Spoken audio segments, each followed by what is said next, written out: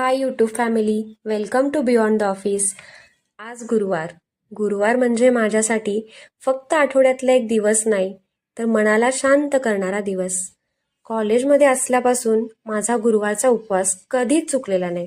सकाळी उठल्यावर आधी तुळशीची पूजा, मग देवपूजा आणि उपवासाचे पदार्थ, हे सगळं केल्यावर मन अगदी प्रसन्न होतं. आजही न चुकता मी स्टेटसला साईबाबांचा व्हिडिओ ठेवते. स्पिरिच्युअल काही असेल तर ते पण ठेवते. आता हे माझं एक वीकली रिच्युअल झालं आहे आणि खरंच यामुळे दिवस खूप पॉझिटिव्ह जातो. माझी आजी नेहमी म्हणायची, सुवासिनीने तुळशीला पाणी घालून पूजा करणं शुभ असतं. पण त्यामागचं नेमकं कारण किंवा कथा मला अजूनही पूर्ण माहीत नाही. तुम्हाला माहीत असेल तर नक्की कमेंटमध्ये सांगा. मला खूप आवडेल वाचायला. मला जेव्हा जेव्हा वेळ मिळतो तेव्हा तेव्हा मी तुळशीला पाणी घालते आणि पूजा करते. आमच्या घरी बाकीच्या झाडांना पाणी देण्याचं काम माझे हसबंड करतात, पण तुळशीला पाणी घालण्याचा आनंद मी शक्यतो स्वतःच घेते. ते पुण्य मी माझ्याकडेच घेते. तुमचाही असा काही वीकली रिच्युअल किंवा उपवास आहे का? कमेंटमध्ये नक्की सांगा.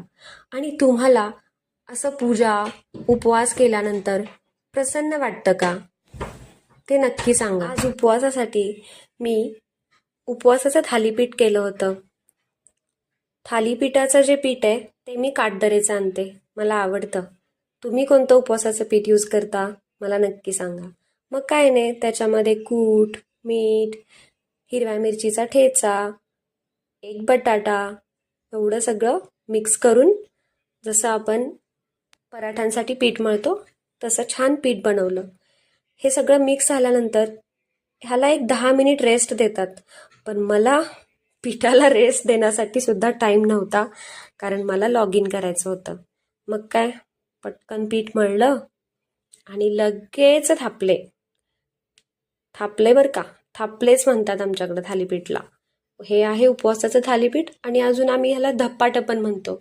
धपाटं किंवा थालीपीठ, जे काय तुम्ही बोलाल ते.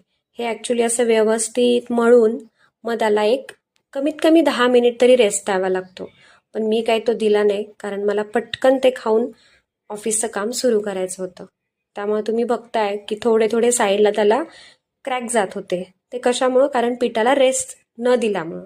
ठीक आहे, तर तुम्ही जेव्हा कराल ना, तुम्ही त्याला एक 10 मिनिट रेस्ट द्या आणि मग बघा, अजिबात तुमचे तुटणार नाहीत किंवा साईडला क्रॅक वगैरे पडणार नाही, काही नाही. बटाटा खिसून, कच्चा बटाटा घाला खिसून, खूप छान टेस्ट येते.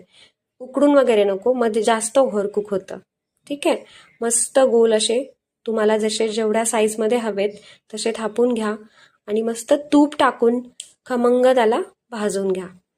असे 1-2 थालीपीठ मी बनवले, छान झाले होते. थोडे क्रॅक गेले होते, पण टेस्टला खरंच खूप छान झाले होते. मी 2 खाल्ले, आहोंनी 1 खाल्लं आणि मग मी कामाला लागले. तर असा होता माझा आजचा दिवस. गुरुवार खूप स्पिरिच्युअल, खूप पॉझिटिव्ह